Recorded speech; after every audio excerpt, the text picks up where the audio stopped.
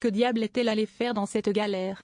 Elisabeth Borne est candidate à la tête du parti présidentiel Renaissance, qui dévoilera le nom de son futur chef le 7 décembre prochain. Il est essentiel de porter un projet collectivement, que ce ne soit pas une aventure individuelle, a insisté l'ancienne première ministre mercredi matin, sur France Inter.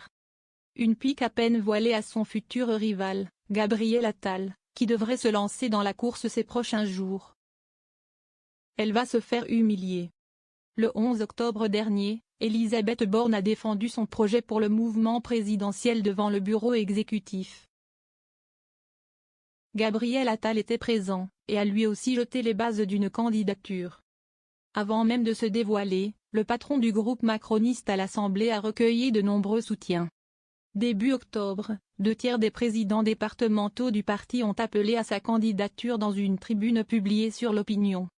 Un exemple du rapport de force déséquilibré en faveur de l'ancien ministre de l'Éducation nationale. Les militants ont besoin de repères. Attal est idolâtré chez les militants après son combat des législatives. Le match est plié d'avance, c'est du 80-20e. Elle va se faire humilier, souffle-t-on au sein du groupe macroniste.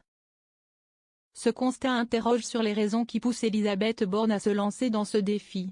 Si on a une envie, c'est sain d'y aller. Il ne faut pas y voir un début de guerre des chefs. On a la chance d'avoir deux personnalités respectées, c'est une bonne chose. Dit pudiquement Prisca Zovenot, députée des Hauts-de-Seine, ancienne porte-parole du gouvernement et soutien de Gabriel Attal. Un moyen d'exister. Mais cette campagne, qui coïncide avec un retour médiatique pour la sortie de son livre 20 mois à Matignon, édition Flammarion, en librairie ce mercredi, est aussi un moyen de défendre son bilan. S'agaçant d'être résumé à ce cruel surnom de Madame 49.3. Elisabeth Borne dit ressentir un fort sentiment d'inachevé dans ses écrits, regrettant son limogeage par Emmanuel Macron. Dans ce contexte, et sur fond de dérapage des déficits, elle n'épargne pas non plus son successeur, qui ne l'a pas cité lors de son discours de passation de pouvoir à Michel Barnier début septembre. On voit bien que les finances publiques se sont dégradées ces 6 derniers mois, taclait ainsi la députée du Calvados dans Var Matin le 12 octobre. Autre pique adressée à Gabriel Attal dans un entretien au Point, 4 jours plus tard. L'expérience que j'ai pu avoir me permet aussi d'être plus en prise avec le quotidien. Tout ça me donne une connaissance du pays, pas de quelques arrondissements parisiens, a-t-elle lancé, alors que son rival est parfois critiqué pour n'avoir vécu que dans la capitale. Peser au sein de l'aile gauche. Une candidature pour régler ses comptes? Les petites phrases sont un moyen d'exister.